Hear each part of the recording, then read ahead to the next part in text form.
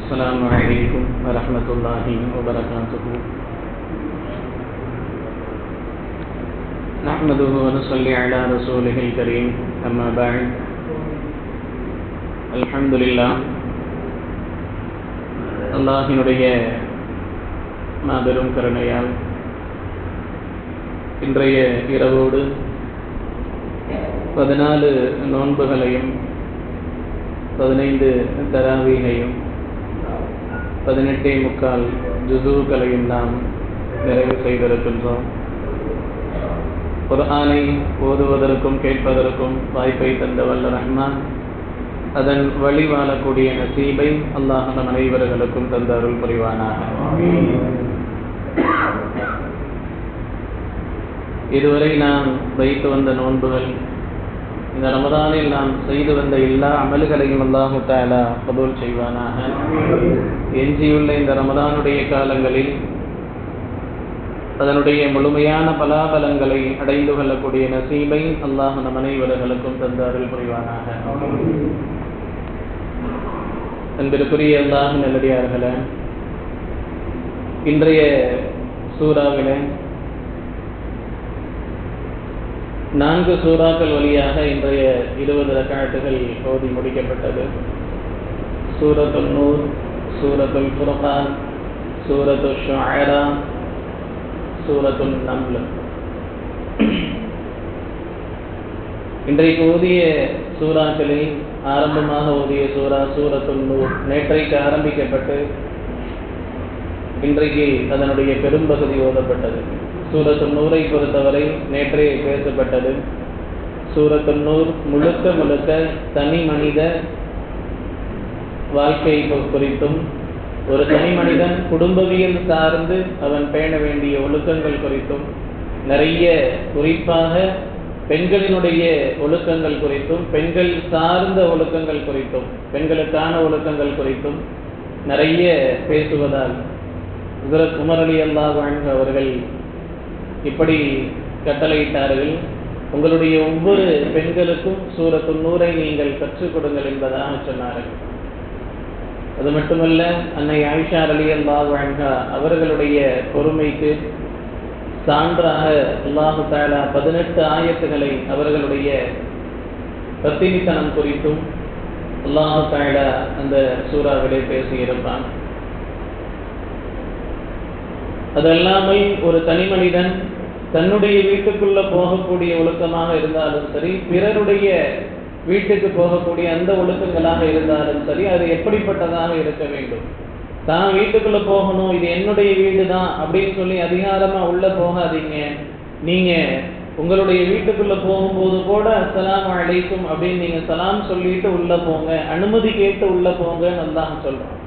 அதே போல அடுத்தவர்களுடைய வீட்டுக்குள்ள போகும்போது அனுமதி கேட்டு நீங்க உள்ள போங்க. ஒருவேளை அவர்கள் உங்களை அழைச்சுதான் நீங்க போறீங்கன்னா கூட நீங்க அனுமதி கேட்ட பிறகுதான் உள்ள போகணும். இதில் நவீன சில மசாயில்கள் எல்லாம் இன்றைக்கு ஃபத்வாக்களாக கொடுக்கப்படுது.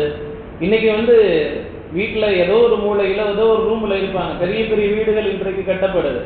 அப்ப எப்படி நம்ம வெளியில இருந்து கத்தி அனுமதி கேட்கறது? அப்ப காலிங் பெல்லு தான் இன்னைக்கு இருக்கக்கூடிய அனுமதி. அப்ப அந்த காலிங் பெல்லுல கூட ஒழுக்கம் நவீன மசாயில் சொல்லி தரப்படுது. 3 முறை அந்த காலிங் பெல்ல அழுத்து. 3ஆவது முறையும் வரலன்னா திரும்பி போயிடு. ஒரு இடத்துல போய் ஒரு வீட்டுல போய் நம்ம அழைக்கிறதுனுடைய ஒழுக்கத்துல ஒண்ணு என்னன்னா, சலாம் சொல்லி நாம கத்தி அழைச்சாலும் சரி, காலிங் பெல் அடிச்சாலும் சரி 3 முறை தான் கூப்பிடணும். ஒருவேளை அவங்க வர இயலாத சூழ்நிலையில கூட இருக்கலாம் இல்லையா? எப்படி வெளியில சொல்றதுன்னு கூட இருக்கலாம் இல்லையா? அப்போ 3 முறை தான் காலிங் பெல் அடிக்கணும். அதுக்கு மேல அடிச்சோம்னா அது ஒழுங்கீனத்துல கணக்கிடப்படுது. அதே போலதான் ஒரு மனிதருக்கு நம்ம போன் அடிக்கிறோம். போன் அடிக்கும் போது கூட நாம எடுக்க முடியாமல் இருக்கலாம், அல்லது எடுக்க இயலாமல் இருக்கலாம், அல்லது தெரியாமல் இருக்கலாம், எது வேண்டுமானாலும் இருக்கலாம். அதுல கூட நீங்க 3 தடவை அடிங்க. அப்பையும் உங்க அழைப்புக்கு பதில் இல்லையா, அமைதியா இருந்துருங்க, கொஞ்சம் பொறுமையாக இருங்க. அப்படியான சில விஷயங்கள். அதே போல ஒரு வீட்டுக்கு போய் அனுமதி கேட்கும் போது கூட வாசலுக்கு நேரா நின்று கேட்காதீங்க. அவங்க கதவை திறந்தவொடனே அவங்களுடைய பார்வை வீட்டுக்குள்ள படும். பெண்களாக இருந்தாலும் அவங்க மேல படும். ஓரமாக நின்று நீங்க அனுமதி கேளுங்க. இப்படி பல விஷயங்கள் இந்த சூரத்துல் நூறுல அல்லாஹு தஆலா படிப்படியாக ஒரு தனி மனித ஒரு குடும்பவியல் சார்ந்த ஒழுக்கங்களை அல்லாஹு தஆலா கற்றுத் தருகின்றார். அதுபோல சூரத்துல் ஃபுர்கான்ல அல்லாஹு தஆலா தௌஹீதினுடைய பல்வேறு தன்மைகள் குறித்து அல்லாஹ் பேசி இருக்கின்றார். அல்லாஹ் ஒருவன் தான், அவனை மட்டும்தான் வணங்க வேண்டும் என்பது குறித்து, குறிப்பாக அந்த அல்லாஹ் ரசூலை ஏற்காத அந்த மக்கள் பேசிக் கொண்டார்கள், இந்த முஹம்மதும் சாதாரண ஒரு மனிதர் தானே, ஏன் அல்லாஹ் அவனுடைய வேதத்தை அனுப்பணும்னு சொன்னா ஒரு மலக்க அனுப்பிச்சிருக்கலாம்ல, பெரிய ஒரு பொக்கிஷத்தை, ஒரு பெரிய ஒரு அற்புதத்தை அனுப்பிச்சிருக்கலாம்லன்னு சொல்லி கேட்டாங்க. அதற்கு அல்லாஹ் சொல்றான், நபியும் உங்களை போன்ற ஒரு மனிதர்கள் தான், ஒவ்வொரு சமூகத்திற்கும் உங்களை போன்ற ஒரு மனிதர்களைத்தான் நாம் நபியாக தூதராக நாம் அனுப்பி வைத்திருக்கின்றோம் என்பதாக. அதே போல உங்களை போன்ற ஒரு மனிதர் என்றாலும் கூட நாமும் அவர்களும் ஒன்றல்ல என்பது பெருமக்கள் நமக்கு சொல்லித் தரக்கூடிய வழக்கம்.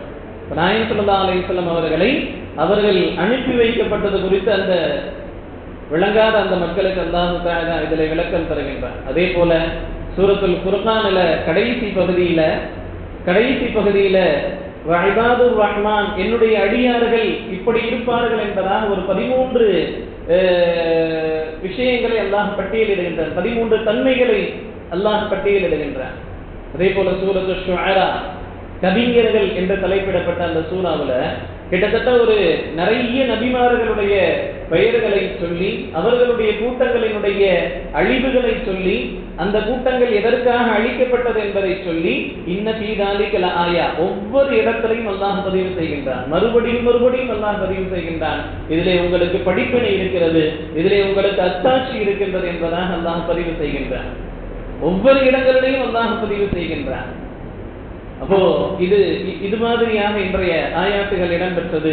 நம்மளுடைய சிந்தனைக்கு நாம் எதை எடுத்துக்கொள்கின்றோம் என்றால், சூரத்துல் ஃபுர்கானினுடைய கடைசி பகுதியிலே வஇபாதுர் ரஹ்மான், என்னுடைய அடியார்கள் என்பதாக அல்லாஹ் பட்டியலிடுறான் இல்லையா, அந்த பட்டியலில் வரக்கூடிய ஒரே ஒரு தன்மையை தான் இன்றைக்கு நம்மளுடைய சிந்தனைக்கு நாம் எடுத்துக்கொள்கின்றோம். வஇபாதுர் ரஹ்மான் என்பதற்கு கீழே அல்லாஹ் தஆலா எப்படியெல்லாம் என்னுடைய அடியார்கள் இருப்பார்கள் தெரியுமா, வலா தம்ஷி, அதாவது வஇபாதுர் ரஹ்மான் அல்லதீன யம்ஷூன அலல் அர்தி, அவர்கள் இந்த பூமியில நடக்கும் பொழுது அவர்கள் பணிவோடு நடப்பார்கள் என்பதாக அல்லாஹ் சொல்கின்றார். அதே போல அவர்கள் மடையர்களிடத்துல வீண் வாக்குவாதங்கள் செய்ய மாட்டாங்க.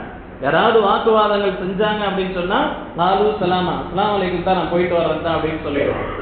தெரியுது ஒருத்தங்க தர்க்கம் பண்ணா அந்த தர்க்கம் முடிவுக்கு வராது, அவன் தர்க்கம் பண்ணிக்கிட்டே தான் இருப்பான் அப்படின்னு நமக்கு தெரியுதுன்னு சொன்னா, லாலு சலாமா, அஸ்ஸலாமு அலைக்கும் தான் அப்படின்ட்டு போய்கிட்டே இருக்கணும். அப்போ இது மிகப்பெரிய ஒரு பண்பாக அல்லாஹ் சொல்கின்றான். ஏன்னா அது அந்த சில நேரங்களில் தர்க்கத்துல தான் மிகப்பெரிய மோசமான விளைவுகள் என்பது ஏற்படும். அந்த தர்க்கம் அப்படிங்கிறது இன்னும் மோசமான தர்க்கமாக மாறும், அடுத்த வார்த்தைகள் தடிக்கும், அடுத்த கைகலப்புகளாக மாறும், அது பல்வேறு சங்கடங்களுக்கும் கஷ்டங்களுக்கும் அது காரணமாக அமையும். அல்லாஹ் சொல்கின்றான், இதா காத்தபகுமுல் ஜாஹிலூன, அறியாத மக்கள் மடையர்கள் உங்களிடத்துல பேசினாங்கன்னு சொன்னா, வாக்குவாதம் செஞ்சாங்கன்னு சொன்னா, லாலு சலாமா, அஸ்ஸலாமு அலைக்கும் அப்படின்னு சொல்லிட்டு அவர்கள் அமைதியாக விலகிக் கொள்வார்கள் என்பதாக அல்லாஹ் சொல்கின்றான். அதே போல இரவிலே அவர்கள் சொல்லக்கூடியவர்களாக இருப்பார்கள்.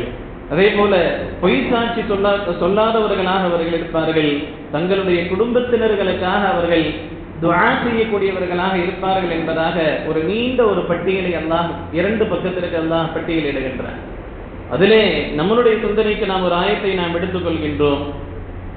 வல்லதீன இதா அன்ஃபகு, வஇபாதுர் ரஹ்மான், என்னுடைய அடியார்கள் அப்படிங்கிற இடத்துல அல்லாஹ் இதை பதிவு செய்கின்றான். வல்லதீன இதா அன்ஃபகு, அவர்கள் யாருன்னு கேட்டா, அவர்கள் செலவு செய்தால் லம் யுஸ்ரிஃபு, வீண் விரயம் செய்ய மாட்டார்கள், வலம் யக்துரு, கஞ்சத்தனமும் செய்ய மாட்டார்கள், வகான பைன தாலிக கவாமா, இந்த ரெண்டுக்கும் மத்தியில அவர்களுடைய வாழ்க்கை இருக்கும். பெரிய வாரி இறைக்கக்கூடிய இஸ்ராப், வீண் விரயம் செய்யக்கூடிய மனிதனாகவும் இருக்க மாட்டான், அவனுடைய செல்வத்தை இறுக்கி பிடிச்சு கஞ்சத்தனம் பண்ணக்கூடியவனாக இருக்க மாட்டான். ரெண்டுக்கும் மத்தியில தன்னுடைய செல்வத்துல நடுநிலைமையோடு அவன் நடந்து கொள்வான் என்பதாக அல்லாஹ் பதிவு செய்கின்றான். நம்மளுடைய சிந்தனைக்கு இன்றைக்கு இதைத்தான் நாம் எடுத்துக்கொள்கின்றோம். இந்த ரெண்டுமே அல்லாஹ்விற்கு பிடிக்காத விஷயம். அல்லாஹ் தனித்தனியாக வெவ்வேறு இடங்களில் இதை கண்டிக்கின்றான். பொதுவாகவே மனிதன் தடுமாறக்கூடிய பல்வேறு நிஅமத்துகளில் செல்வமும் ஒன்று. பல நிஅமத்துகள் அந்த நியமத்தை அவன் சரியாக பயன்படுத்தலான்னு சொன்னா அவன் வெற்றி பெறுவான். தவறாக பயன்படுத்தினா அவன் மிக மோசமான ஒரு நஷ்டத்தை சந்திப்பான். அதுல நிறைய விஷயங்களை நம்ம பார்க்க முடியும். ஒரு மனிதனுக்கு அல்லாஹ் தஆலா கல்வியை கொடுத்திருக்கிறான். அந்த கல்வியை கொண்டு நல்ல விஷயங்களையும் போதிக்க முடியும், கெட்ட விஷயங்களையும் போதிக்க முடியும். ஒரு மனிதனுக்கு அல்லாஹ் திறமையை கொடுத்திருக்கிறான், ஏதோ ஒரு வகையில சாதிக்கக்கூடிய திறமையை கொடுத்திருக்கிறான், நல்ல நுட்பமான அறிவை கொடுத்திருக்கிறான். அதை நல்ல விஷயங்களையும் பயன்படுத்த முடியும், மோசமான விஷயங்களையும் பயன்படுத்த முடியும். அதுபோன்றுதான் செல்வத்தை பொறுத்தவரை அது ஒரு நியமத்தாக அல்லாஹ் நமக்கு கொடுத்திருக்கின்றான். ஆனால் இன்றைக்கு அந்த செல்வம் விஷயத்துல பெரும்பான்மையான மக்கள் தடமாறக்கூடியவர்களாக நாம் இருந்து கொண்டிருக்கின்றோம். அல்லாஹ் குர்ஆன்ல பலமுறை நாம சொல்லி இருக்கிறோம் பயான்கள்ல. ஒரு செல்வம் குறித்து அல்லாஹ் தஆலா 2 விதமா குர்ஆன்ல பேசுறான். இன்னமா அம்பாலுக்கும் அவுலாதுக்கும் ஃபித்னா, உங்களுடைய பொருட்களும் உங்களுடைய குழந்தைகளும் உங்களுக்கு சோதனை என்பதாக அல்லாஹ் ஒரு இடத்துல பேசுறான்.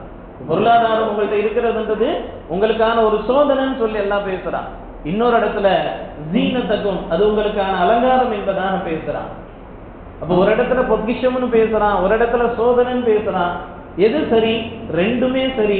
அந்த பொருளாதாரத்தை, செல்வத்தை நாம் எப்படி பயன்படுத்துகின்றோமோ, நாம் எப்படி அந்த பொருளாதாரத்தை கையாளுகின்றோமோ அதை பொறுத்து அது நமக்கு சோதனையா அல்லது பொக்கிஷமா என்பது அங்கு தீர்வாகின்றது. சில நேரங்களில் நம்ம நினைப்போம், நம்ம என்கிட்ட மட்டும் செல்வம் இருந்துச்சுன்னு சொன்னா பெரிய அளவில் நான் செலவழிப்பேன் நன்மையான காரியங்கள்ல. அல்லாஹ் தஆலா குர்ஆன்ல தெளிவாக சொல்லி காட்டுனா, லைனாதா மின் ஃபத்லிஹி லனஸ்ஸதகன்ன, என்கிட்ட மட்டும் பொருளாதாரம் வந்துருச்சுன்னு சொன்னா, என்கிட்ட மட்டும் பொருளாதாரம் வந்துருச்சு, செல்வங்கள் வந்துருச்சுன்னு சொன்னா, லனஸ்ஸதகன்ன, நான் வாரி வாரி நான் சதகாக்கள் கொடுப்பேன், தான தர்மங்கள் செய்வேன். வலனகூனன்ன மினஸ் சாலிஹீன், அப்படியே நல்ல அடியாராக நான் வாழ்ந்துகிட்டே இருப்பேன்னு சொல்லி என்னுடைய அடியார்கள் சொல்றாங்க. ஆனால் அவர்கள் வாக்கு மீறி விட்டார்கள் என்பதாக அல்லாஹ் பதிவு செய்கின்றார். இந்த ஆயத்து யாரு குறித்து சொல்லப்படுதுன்னு சொல்லி பெரும்பாலான முஃபஸ்ஸிரீன்கள் சொல்றாங்கன்னு சொன்னா, தஅலபான்னு சொல்லி ஒரு சஹாபி இருந்தாங்க. தஅலபான் ஒரு சஹாபி இருந்தாங்க, ரொம்ப வறுமையில இருந்தாங்க. நாயகம் ஸல்லல்லாஹு அலைஹி வஸல்லம் அவங்கள்ட்ட போயிட்டு ரொம்ப வறுமைன்னு சொல்ல முடியாது, ஒரு போதுமான நிலையில தான் இருந்தாங்க. ஆனால் ஏழ்மை, வறுமை இல்லை. நபி ஸல்லல்லாஹு அலைஹி வஸல்லம் போய் சொன்னாங்க, யா ரசூலல்லாஹ், நான் பெரிய செல்வந்தனாக எனக்காக துஆ செய்யுங்கன்னா. இல்லப்பா, உன்னுடைய பொருளாதாரம் போதுமானது, பொறுமையாக இருன்னு சொன்னாங்க. இல்லை யா ரசூலல்லாஹ், என்கிட்ட மட்டும் செல்வம் வந்துருச்சுன்னு சொன்னா நிறைய நான் சதகா செய்வேன், நிறைய தான தர்மங்கள் செய்வேன், அது வழியா நான் நிறைய நன்மைகள் சம்பாதிப்பேன். நான் நாயகம் அவருக்காக துஆ செஞ்சாங்க. அல்லாஹ் பிற்காலத்துல பெரிய பொருளாதாரத்தை அல்லாஹ் கொடுத்தான். ஒரு நேரத்துல ஜகாத் வசூல் பண்ணுவதற்காக நாயகம் அவரிடத்துல ஜகாத் கொடுக்குற அளவுக்கு உருவாயிட்டாங்க. வசூல் பண்ணக்கூடிய நபர் தஅலபாட்ட போய் ஜகாத்து கேட்கும்போது ஒரு நேரத்துல அவர் முனாஃபிகீன்களோடு சேர்ந்துட்டு இந்த தஅலபா என்ன சொல்லிட்டாங்க, இதெல்லாம் நான் கஷ்டப்பட்டு சம்பாதிச்ச பொருளாதாரம், இதுக்கு போய் நான் வரி கொடுக்க முடியுமா அப்படின்ட்டாங்க. இந்த வார்த்தையை கேட்டு நாயகம் ஸல்லல்லாஹு அலைஹி வஸல்லம் அவர்கள் ரொம்ப கொதிச்சு போயிட்டாங்க. சொன்னாங்க, தஅலபாட்ட இனிமேல் அவரே வந்து தந்தா கூட அந்த பொருளாதாரத்தை நான் வாங்க மாட்டேன்னா. ஒரு கட்டத்துல அவர் ஆயத்தை அல்லாஹ் அதுக்கப்புறம் தான் இறக்குறான். லைனாதானா மின் ஃபத்லிஹி லனஸ்ஸதகன்ன வலனகூனன்ன மினஸ் சாலிஹீன். பொருளாதாரத்தை கொடுத்தா, அல்லாஹ் எனக்கு அள்ளி கொடுத்தா நான் வந்து லனஸ்ஸதகன்ன, சதகா செஞ்சுக்கிட்டே இருப்பேன்னு ஒருத்தர் சொன்னாங்களே, மாறு செஞ்சுட்டாங்களேன்னு அல்லாஹ் ஆயத்தை இறக்கின உடனே அவர்கள் உணர்ந்தாங்க. நாயகத்திடத்துல வந்தாங்க, நாயகம் ஏற்றுக்கொள்ளவே இல்லை. நாயகம் காலம் வரைக்கும் ஏற்றுக்கொள்ளல, கலீஃபாக்களுடைய காலம் வரைக்கும் அவர் ஏற்றுக்கொள்ளவே இல்லை. கடைசியாக ஏற்றுக்கொள்ளப்படாத நிலையில தான் அவர் மௌத்தானார் என்பதாக வரலாற்று எழுதப்படுது. ஒரு பொருளாதாரம் அது நமக்கு ஜீனத்தாக இருக்கணுமா, ஃபித்னாவாக இருக்கணுமா அப்படிங்கிறத நாம் அதை கையாளுகின்ற விதத்தை பொறுத்து தான் இருக்கின்றது என்பதை நாம் விளங்க வேண்டும். அன்பிற்குரிய அல்லாஹ்வின் நல்லடியார்களே, அதே நேரத்துல இந்த பொருளாதாரத்தை நாம் ஜீனத்தாக பயன்படுத்தும் பொழுது அதை அல்லாஹ் தஆலா மிகப்பெரிய பொக்கிஷமாக நமக்கு கொடுக்கின்றார். நம்ம நினைக்கிறோம்ல, பொருளாதாரத்துல நம்ம எடுத்தா செலவு பண்ணா சேர்த்து வைக்கிறத மார்க்கம் ஒருபோதும் தவறுன்னு சொல்றதே இல்லை. நீங்க எவ்வளவு வேணாலும் சேர்த்து வைக்கலாம். ஆனால் முறையான கட்டாய தர்மத்தை, ஜக்காத்தை நாம கொடுத்துட்டு அப்புறம் எவ்வளவு வேணாலும் சேர்த்து வைக்கலாம். சேர்த்து வைக்கிறது மார்க்கம் தவறுன்னு சொல்லல. ஆனால் சேர்த்து வச்ச பொருளுக்கும் நீ ஜக்காத்து கொடுக்குறியான்னு சொன்னா மார்க்கம் கேட்குது. பொருளாதாரத்தை சம்பாதிக்கிறத மார்க்கம் தவறுன்னு சொல்லல. ஆனால் அந்த சம்பாத்தியம் உன்னை வழிதவர செய்து விடக் கூடாது அப்படின்னு சொல்லிதான் மார்க்கம் சொல்லுது. இப்ப இன்னைக்கு அல்லாஹ் தஆலா பல இடங்கள்ல சொல்றான், லயின் ஷக்கருக்கும் லஸீதன்னக்கும், எனக்கு நீ நன்றி செலுத்து, உனக்கு நான் நிறைய கொடுக்குறேன்றான். ஜகாத் விஷயங்களை நாம பலமுறை சொல்லி இருக்கிறோம். ஜகாத்துக்காக ஒரு 10 லட்சம் ரூபாய்க்கு 25,000 2% நாம எடுக்கும் பொழுது 25,000 நமக்கு பெருசா தெரியக்கூடாது. அந்த 10 லட்சத்தினுடைய ஹசீனு அம்பாலக்கும் ஜகாத்தி, உங்களுடைய ஜகாத் உங்களுடைய பொருளாதாரத்தை சுத்தப்படுத்துதுன்னு அல்லாஹ் சொல்றான் இல்லையா? எப்படி சுத்தப்படுத்தும்? தேவையற்ற செலவுகளை விட்டு அது பாதுகாக்கும், வீணான செலவுகளை விட்டும் அது பாதுகாக்கும். அது நாம புரிய மாட்டோம், அதனுடைய தன்மைகளை, அதனுடைய உள்ள அர்த்தங்களை நாம புரிய மாட்டோம். ஆனால் அந்த ஜக்காத்துல பரக்கத்தை அல்லாஹ் ஏற்படுத்தி விடுவான். பரக்கத்துன்றது என்ன? ஒன்றாகவே இருக்கும், 4 அது வேலையை அது செய்யும். அப்போ ஒரு அதிகப்படியான செலவு நமக்கு வராம இருக்கிறதும் பரக்கத்துல உள்ளதுதான். தேவையற்ற செலவு நமக்கு வராம இருக்கிறதும் பரக்கத்துல உள்ளதுதான். நாயகம் ஸல்லல்லாஹு அலைஹி வஸல்லம் சொன்னாங்களா இல்லையா? ஒரு ஆட்டை அறுத்து இது ஃபுல்லா நீங்க சதகா கொடுத்துருங்கன்னு சொல்லிட்டு போயிட்டாங்க. போயிட்டு வந்து கேட்கறாங்க, எல்லாம் போயிருச்சா, என்னாச்சு அப்படின்னு கேட்கறாங்க. எல்லாம் போயிருச்சு, ஒரே ஒரு சப்பை மட்டும் மிச்சம் இருக்குன்னா. இப்போ நாயகம் சொன்னாங்க, எல்லாமே நம்மள்கிட்ட தான் வந்திருக்கு, கணக்குல ஏறிடுச்சு, இந்த உங்கள்கிட்ட கையில இருக்கிறது தான் மிச்சம் இருக்குன்னா. அப்படின்னா என்ன? எல்லாம் பேங்க் ஆஃப் ஆகிரா, ஆகிரத்துடைய பேங்க்ல போய் டெபாசிட் ஆயிடுச்சு. இங்க இருக்கிற இந்த ஒரு சப்பை இருக்கு இல்லையா, இது இருக்கிறது இல்ல, இன்னும் நம்ம கணக்குல ஏறாம இருக்கு அப்படின்னு சொல்லி சொன்னாங்க. ஹசீனு அம்பாலக்கும் ஜகாத். இந்த ஜகாத் நம்மளுடைய பொருளாதாரத்தை அது சுத்தப்படுத்துதுன்னு சொல்லி நாயகம் ஸல்லல்லாஹு அலைஹி வஸல்லம் சொன்னாங்க. அப்போ நம்மளுடைய பொருளாதாரத்தை அது நம்மை வழிதவற செய்துவிடக் கூடாது. நேரான வழியில் செலுத்தும் பொழுது அது மார்க்கம் அங்கீகரிக்கின்ற அழகு என்று சொல்லக்கூடிய ஒரு பொருளாதாரம்.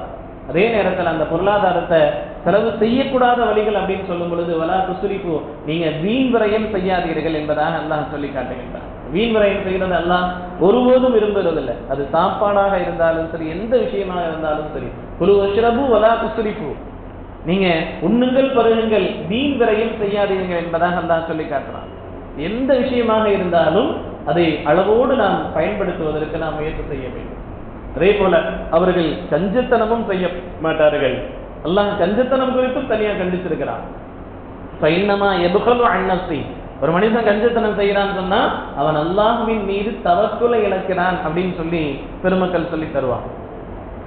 உனக்கு நீயே தீங்கு செஞ்சுக்கிட்டே அல்லாஹ் குர்ஆன்ல பதிவு செய்யறான். உனக்கு கேடை நீ செய்து கொண்டாய், உன்னுடைய நஃப்ஸுக்கான கேடை நீ செய்து கொண்டாய் என்பதாக அல்லாஹ் சொல்றான். கஞ்சத்தனம் செய்யறதுனால நீ ஒன்னும் அல்லாஹ்விற்கு சேர்த்து வைக்க போறதில்ல, உன்னுடைய பொருளாதாரம் உன்கிட்ட இருக்குன்னு நினைக்காத, அது உனக்கு கெடுதின்னு சொல்லி அல்லாஹ் தஆலா சொல்லி காட்டுறான். அப்போ வீண் விரயமும் செய்யக்கூடாது, அதே நேரத்துல கஞ்சத்தனமும் செய்யக்கூடாது. நாயகம் ஸல்லல்லாஹு அலைஹி வஸல்லம் அவர்களுக்கு மத்தியில ஒரு சஹாபி ரொம்ப கிழிஞ்ச ஒரு மோசமான ஒரு ஆடை உடுத்திட்டு வந்தாங்க. அப்ப கேட்டாங்க, அவரை பத்தி தெரியுது, அவர்கிட்ட கேட்டாங்க, ஏன் அல்லாஹ் உனக்கு எந்த பொருளாதாரத்தையும் கொடுக்கலையா, எந்த ஒரு ஞானத்தையுமே அல்லாஹ் உனக்கு கொடுக்கலையான்னு சொல்லி கண்டிச்சு, உன்னுடைய தகுதிக்கேற்ற ஒரு ட்ரெஸ்ஸை நீ போட்டுட்டு வான்னு சொல்லி சொன்னாங்க. எளிமை என்பது வேறு, பெருமை என்பது வேறு. அப்போ ஒரு விஷயத்தை எளிமையாக எடுத்துக்கிறது அப்படிங்கிறது வேறு, பெருமையாக ஒரு ஆடை உடுக்கிறது அப்படிங்கிறது வேறு. நாயகம் ஸல்லல்லாஹு அலைஹி வஸல்லம் அவர்கள், நீங்க கஞ்சத்தனம் பண்ணிட்டு உருப்படி இல்லாத ஒரு ஆடையை நீங்க உடுத்தாதீங்க, உங்களுக்கு போதுமான தேவையான ஆடையை நீங்க உடுத்துங்கன்னு சொல்லி நாயகம் ஸல்லல்லாஹு அலைஹி வஸல்லம் சொல்லி தராங்க. இந்த ரெண்டு விஷயங்களுக்கு மத்தியில ஒரு அடியான் இருக்கிறது. அல்லாஹ் தஆலா இபாதுர் ரஹ்மான், என்னுடைய அடியார்கள் இப்படிப்பட்டவர்களாக இருப்பார்கள் என்பதாக அல்லாஹ் பதிவு செய்கின்றான். எனவே அன்பிற்குரிய அல்லாஹ் நல்லடியார்களே, நம்மளுடைய பொருளாதாரம் ஒருபோதும் அது நம்மை வழிதவற செய்துவிடக் கூடாது, அது நமக்கு பித்னாவாக சோதனையாக அமைந்து விடக்கூடாது. அதற்கான நாம் செய்ய வேண்டியது அந்த பொருளாதார விஷயத்துல எவ்வளவு செலவு செய்ய வேண்டுமோ, எப்படி செலவு செய்ய வேண்டுமோ, எங்கெல்லாம் செலவு செய்ய வேண்டுமோ அந்த வகையிலே அதை நாம் செலவு செய்ய வேண்டும். எங்கு செலவு செய்யக்கூடாதோ, எப்படி அந்த பொருளாதாரத்தை நாம் பயன்படுத்தக்கூடாதோ அதிலிருந்து நாம் தவறுந்தவர்களாக நாம் இருக்க வேண்டும். அல்லாஹ் ஜல்ல ஷானஹு தஆலா வாழும் காலமெல்லாம் அல்லாஹ்விற்கும் ரசூலுக்கும் கட்டுப்பட்ட நல்ல அடியார்களாக வாழ்ந்து மரணிக்கக்கூடிய நசீபை அல்லாஹ் நம் அனைவர்களுக்கும் தந்தருள் புரிவானாக. ஆகிர் தஅவானா அல்ஹம்துலில்லாஹி ரப்பில் ஆலமீன். அஸ்ஸலாமு அலைக்கும்.